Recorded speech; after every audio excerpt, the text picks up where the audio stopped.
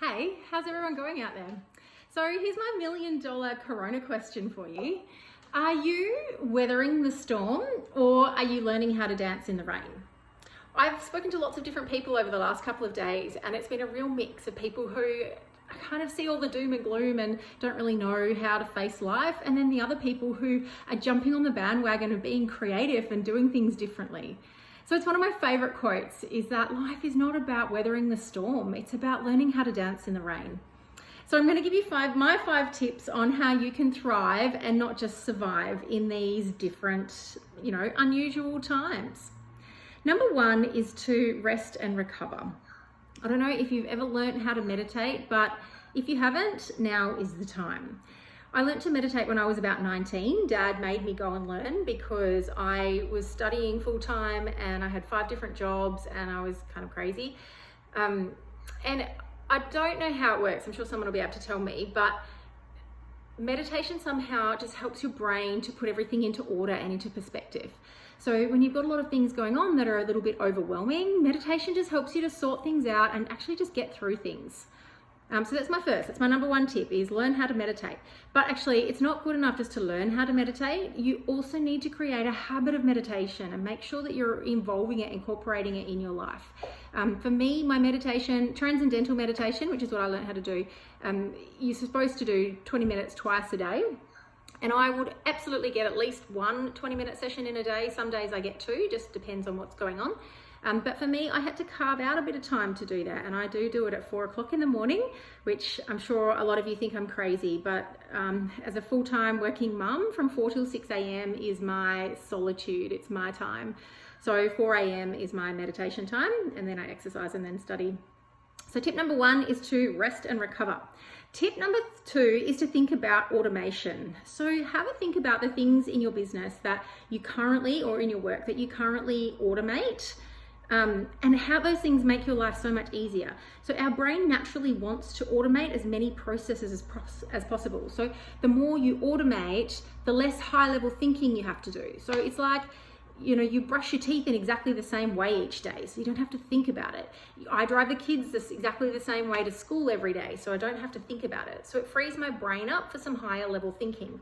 So it's really important to think about some of the things that you can automate in your day-to-day life. So now that you've got a little bit of spare time, we're at home at the moment, or whether the business is just a little bit quieter, have a think about some of the things that you can automate.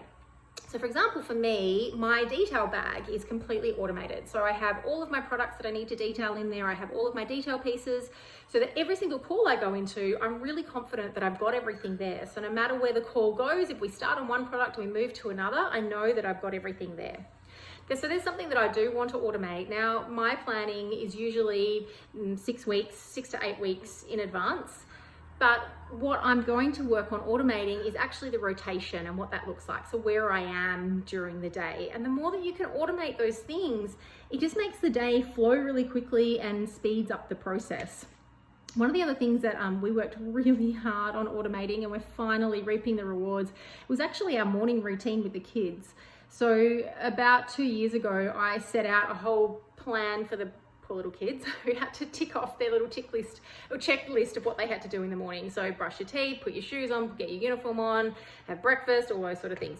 So we're actually just starting to reap the rewards of that it's now part of their routine and what they know they have to do every day.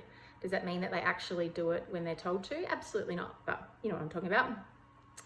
So one of the things that we're working on automating with the kids is actually doing a meditation in the morning as well. And it just helps all of us, me included, to calm down and be in a nice space before we have to head off to school. My tip number 3 is to work out ways that you can delight your customers.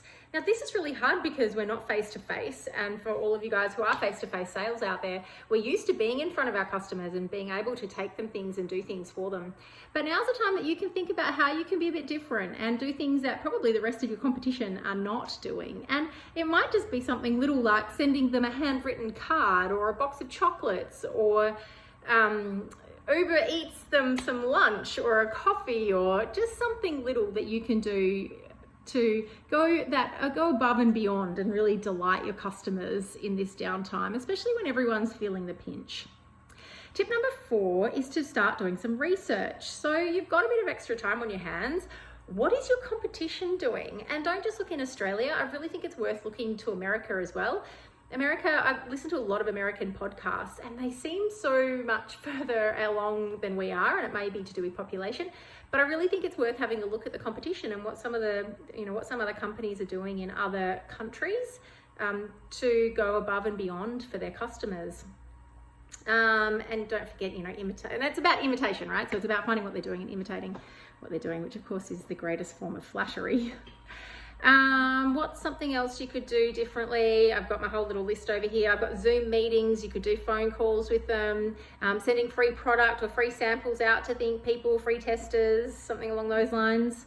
The other point of research I think is really important, and I was only talking to my manager about it this morning, which is doing a really deep dive into some of our customers and understanding, making sure that we're really clear about what their needs are, be really clear about the type of products that they're using, they're recommending to their customers, or that they're buying off you, and having a think about any ways that you can, we call it increasing the basket size, but it's essentially increasing either the number of products that they use. So if they're really loyal to a couple of products, how can we work on expanding them into different ranges?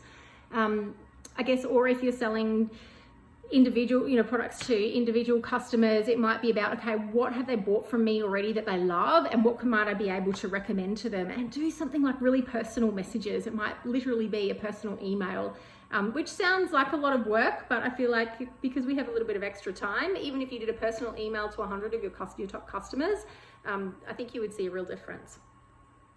My tip number 5 for you is this is the time to start thinking and know your why. Now, if you're not familiar with Simon Sinek, you absolutely need to go and watch his TED Talk while you've got a bit of extra time on your hands. Watch all of his TED Talks. His work is really amazing.